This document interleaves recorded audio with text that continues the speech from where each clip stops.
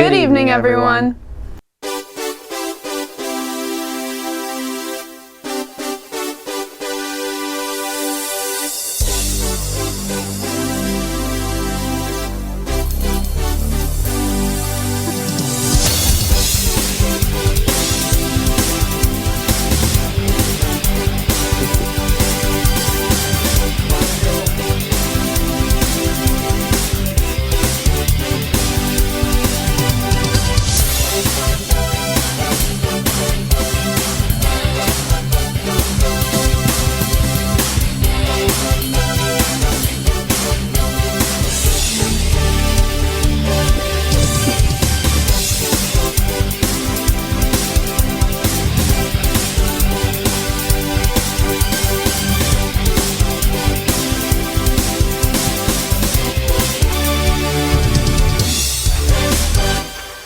Welcome back, folks. Today is Sunday, December 4th, 2022. We are your hosts, Samantha and Chris, back with another episode of MMTV. Thank you all for joining us this evening. Tonight, Chris is back with a new original music video, and Emma Falls with Emma's Guide to Monument.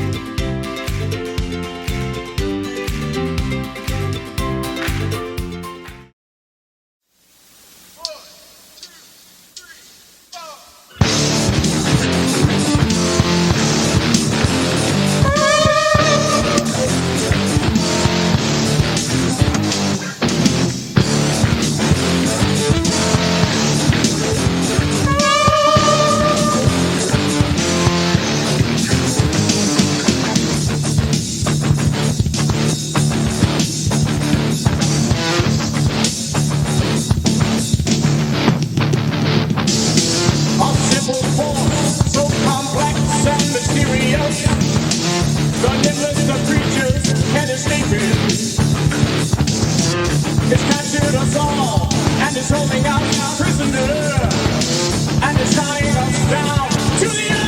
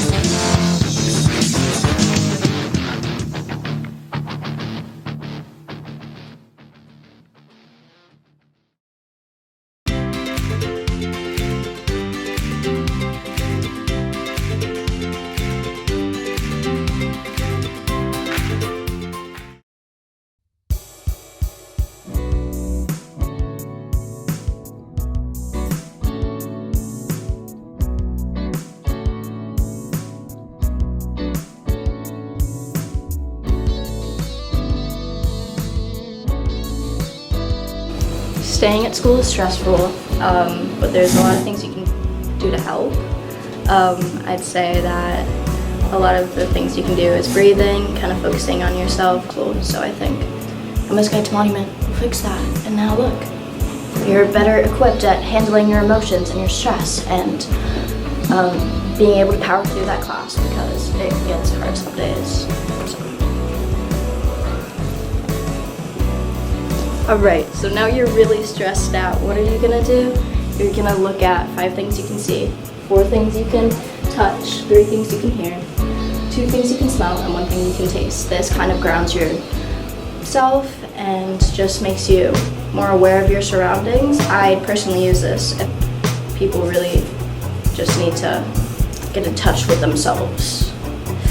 And this, yeah, I have no clue where I'm going with it.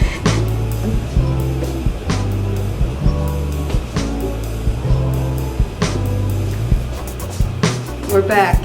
If you're nervous in school, you don't know what to do, you should try to box breathe. I think it helps, and that you'll feel more calm.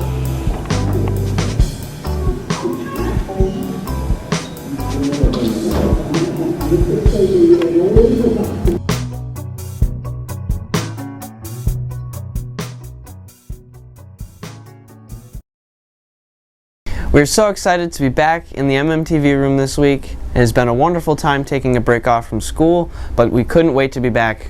And with all the holidays coming around the corner, we start off with cooking and baking for this week. First up, we start with Gage with recipe reviews, then Ember and Remy take it away with Fake It Till You Bake It.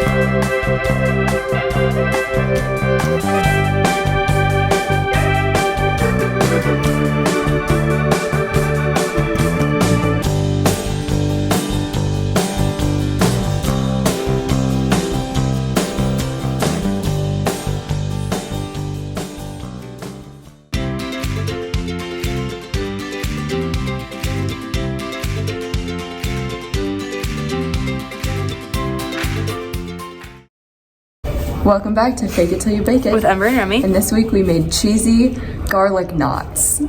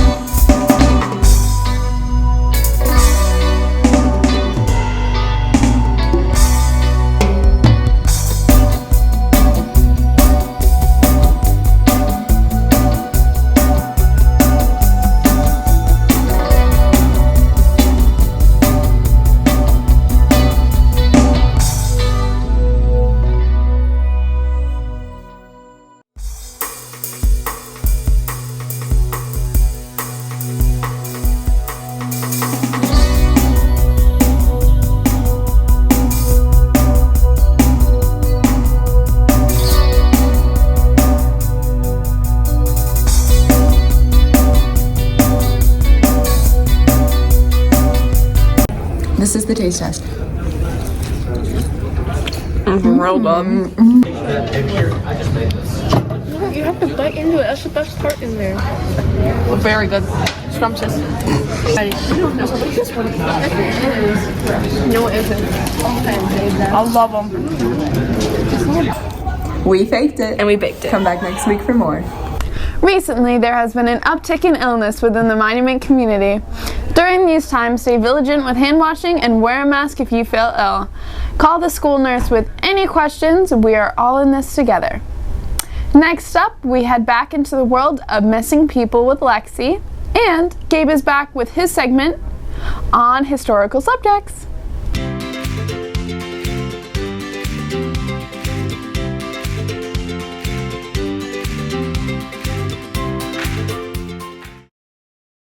Hello, my name is Lexi, and this is Missing People, the segment where each week I will report on a different person who's disappeared. This week we have Joseph Kevin Astucio, a white male who had brown hair and wore glasses at the time of his disappearance on April 1st, 1992. He was 59 years old, 5 feet 10 inches tall, and weighed 190 pounds. He was living in Ipswich, Massachusetts. In Ipswich, Mass, he owned a business and rented out several properties. He lived with his wife in Wenham, Massachusetts. On that day, he was planning to collect rent from 2 of his tenants. However, when he was planning to do so, he disappeared, leaving the cops without a clue. Along with Joseph, his car, a 1987 Cadillac Roadster, disappeared as well, only to be found days later on April 20th, abandoned. When the car was found, it was in a landfill in Middleton, Massachusetts. It was reported that the windows had been broken, the ignition had been damaged, and the tires were covered with mud. The only items that were in the car were Joseph's appointment book and his coat, along with his hat. In February of the same year, it was reported that Joseph had gone to the police to report a person had fired a .22 caliber bullet into his front door frame. He said that it happened when he was at home at 11 o'clock at night and decided that he should report it in the next morning. The police never found the culprit. The police also have no idea if this incident was related to the disappearance only months later. A week after Joseph disappeared, there was a possible sighting of him at the Logan Airport, boarding a plane to Orlando, Florida. However, this was never proven to be true due to the fact that the airport had no record of him. If you have any information regarding his disappearance, please contact the Wenham Police. Thank you for your time.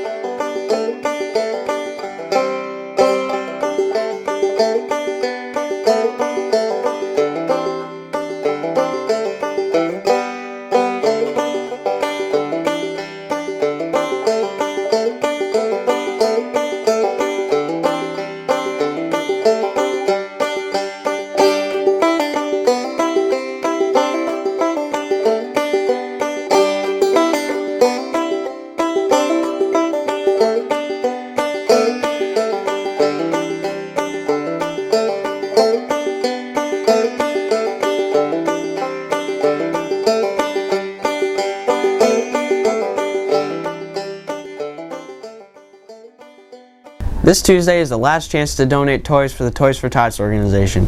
Toys should be aimed towards children ages newborn to 14, and if you are able, please consider, as this brings smiles to many faces. Next up, Apple shares with us this week's speed drawing.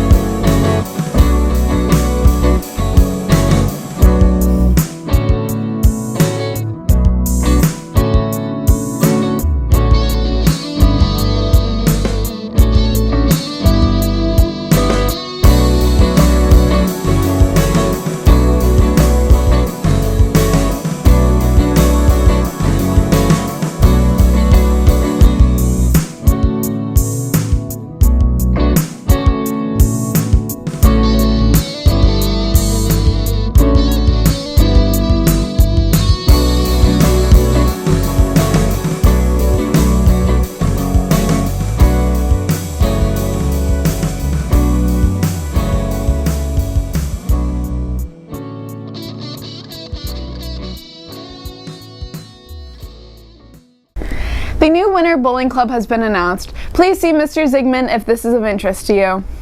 Next up, Leo takes it away with his segment, Music Reviews. Then, Ava shares a segment looking at the old Searles Castle.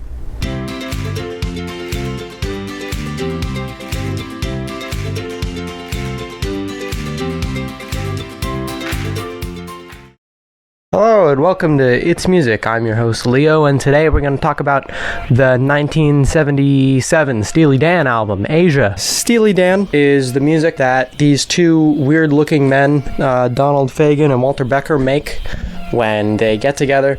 They write a bunch of songs, and then they get a bunch of people to play the songs for them. Donald plays a little bit of piano, he sings, Walt doesn't really do anything, he plays a little bit of guitar, but he doesn't do the cool guitar. Technically, they were a band for a little bit.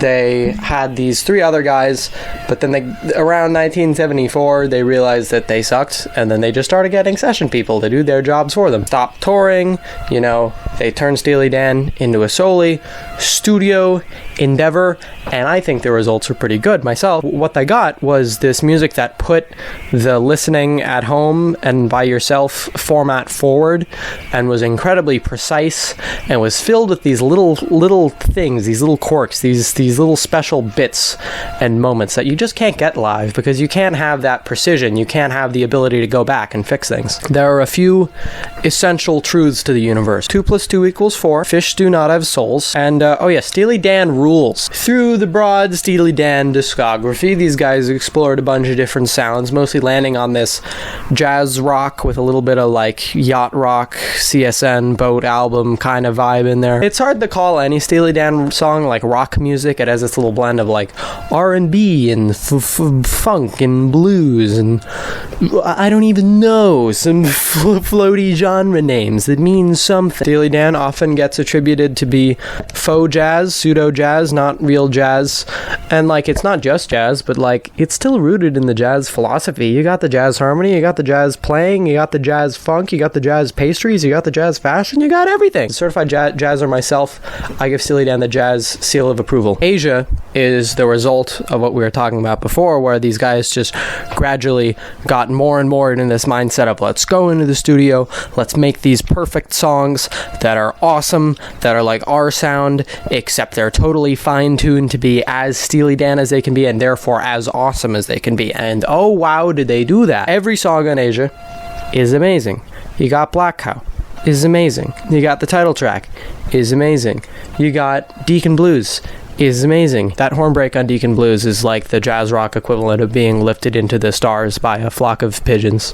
I don't know why it's pigeons, I just felt like saying that. You got Home at Last, it's amazing. You got Peg, it's amazing. You got I Got the News, it's great. It's great. It's a song on Asia, it's great.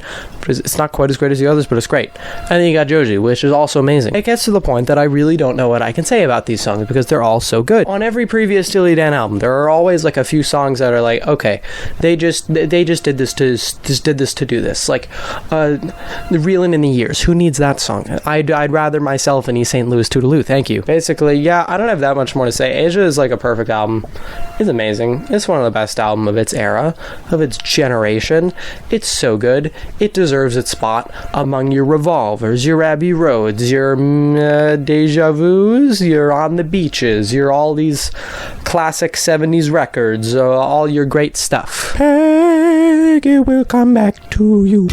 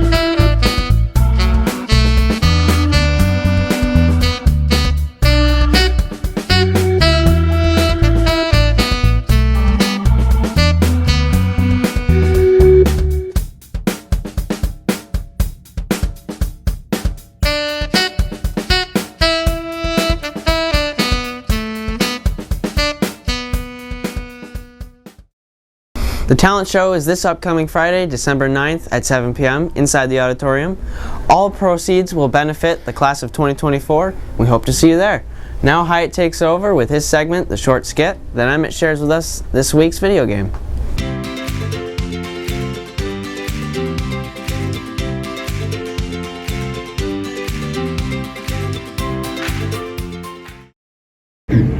Hey you! Has this ever happened to you? Or a loved one?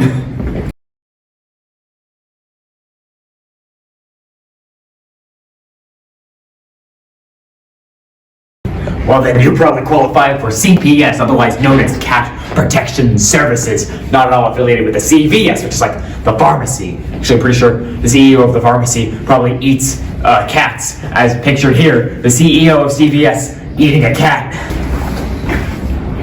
There's one thing I know about CVS, it's that you need to eat a cat to win. No! Because I'm the CPS, a totally government-affiliated agency where we protect cats for money and taxes.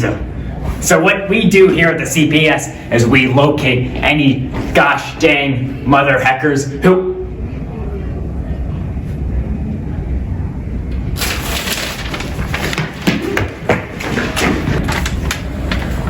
I protected the life of this cat from this evil man by breaking his arm, breaking his leg, breaking his other leg, breaking his fourth leg. I killed him. He pressed charges against me. He threw me in the prison. But you know what I do at the CPS? I escape.